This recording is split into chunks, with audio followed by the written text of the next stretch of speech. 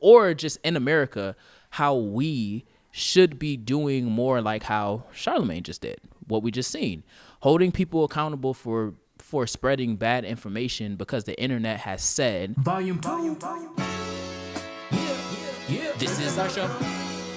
Yeah. Introspective Insight. Introspective Insight. Like when Russell Simmons, was all those women or whatever, and allegedly, he knew he was doing it, and that's why he got the fuck up out of here and went to Bali. Also, you can only go to Bali. That's not true though. Charlamagne, I'm gonna fucking go crazy. It's not though. The only reason I don't want to say that because people that's saying stuff like that is very liable. He never had any criminal charges. He always was living in Bali. He always was building his resort in Bali. He has a whole wellness retreat in Bali. He's always, ask Chris, he's always been in Bali. And he's in the States all the time. Oh, does he come back? All the time. Literally. He's in New York, he's in LA. When I say all the time, all right, so all the time. Scratch that from the record. I thought he's staying in Bali. No, that's an internet narrative that people created. Well, he should make some videos here too doing yoga. But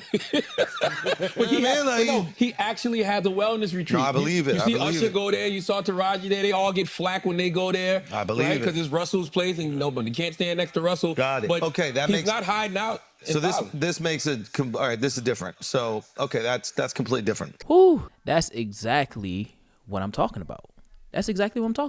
In that moment, Andrew Schultz was spewing rhetoric. Right? It wasn't a joke, but he was spewing rhetoric, bad press, bad information, false narratives, etc. And what did Charlamagne do in the moment? He corrected him. And then once Charlamagne explained or, basically said like, no, this is why we can't do this because the reality is boom, boom, boom. And this is false narratives that, went viral or it was basically on the internet. Andrew Schultz then was like, oh, okay, strike that from the record. And then he made a joke about it, right? Which is how Andrew Schultz typically operates.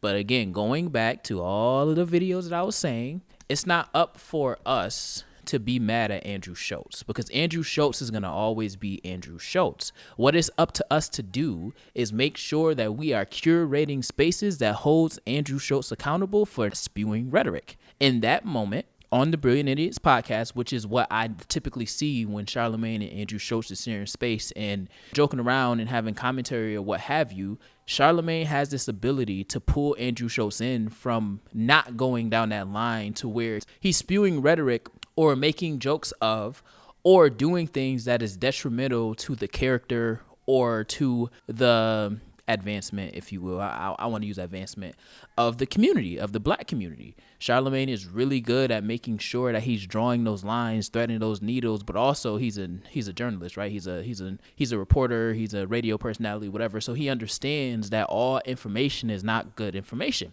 So what he does is he allows for, or he doesn't allow for Andrew Schultz or really anybody to spread bad information, and he always wants to fact check because the reality is these narratives go around and they're false, and people engage these narratives as if they are to be true when they're not true. And that's what I'm talking about with this James and Fuhat situation and talking or speaking up against the bad examples of the bad jokes or the tasteless jokes around black women broadly, or just in America, how we should be doing more like how Charlamagne just did, what we just seen, holding people accountable for spreading bad information because the internet has said this is what is true, when there is a completely different reality to the story that people don't know of because we call it clickbait. They have seen the story and they lead with that. So I think that was a perfect example, a super perfect example of what I've been saying in terms of we should be holding these people accountable who are in these spaces that can hold people like Andrew Schultz accountable when they are ignorant. There's nothing wrong with being ignorant. Nothing wrong with being ignorant. But if we have the right or the most accurate information, or if we don't have the accurate information, we look it up. Google is a powerful resource to look up anything. And you siphon through all that information to figure out what is the most common denominator in every single video, every single podcast, or every single article that you read on a given topic. The truth is the truth, no matter which way you cut it, split it, or say it. The truth is the truth. So I can say that that the sun is bright, but I can also say the sky is purple. Or I can say the sky is orange. Or I can say the sky is black. All you got to do is look up to the sky and see what it is. But the sun will always be bright. You know what I'm saying? So as we are thinking about this, and we are thinking about a lot of the content that, you know, I post, I want to refer back to this particular moment on the Brilliant Idiots podcast that just came out. It just dropped. I watched the whole episode. And this is something that Charlamagne always does on his show, in this space, as he is curating or just conversating and creating content, fun, engaging content with Andrew Schultz.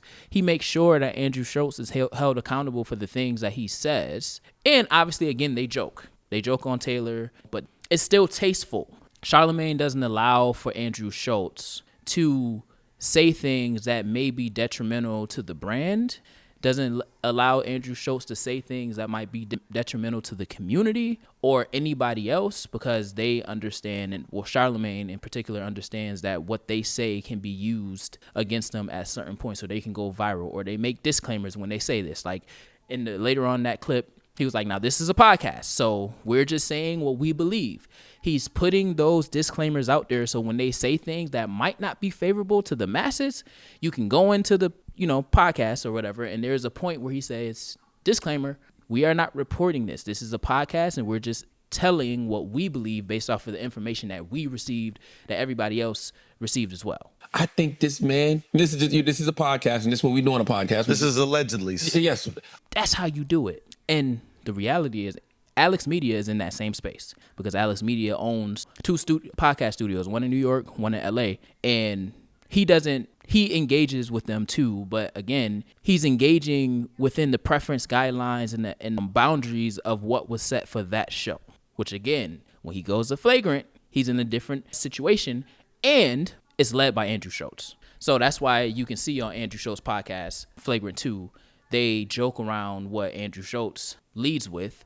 And as you can see in this clip, Andrew Schultz definitely led with misinformation and something that he truly believed. And Charlamagne was in the position and had the ability to check him on that, so he can make sure that what comes out on this podcast is not bad information. It's the most accurate information that is also brilliantly idiotic, because that's the show, Brilliant Idiots. So what y'all think? I think this was a very specific example of what I was talking about when I said, as black men, we need to hold these people, these white men, accountable for the things that they say, because they also have influence in their community. And if their community believes, let's just say Russell Simmons was, you know, doing all that stuff in the framing that Andrew Schultz said, and Charlamagne didn't check him, then now people lead with believing that's the reality, when the reality is that's just what the internet has created for people to believe. All right, well, that's what we got. This has also been a quick insight.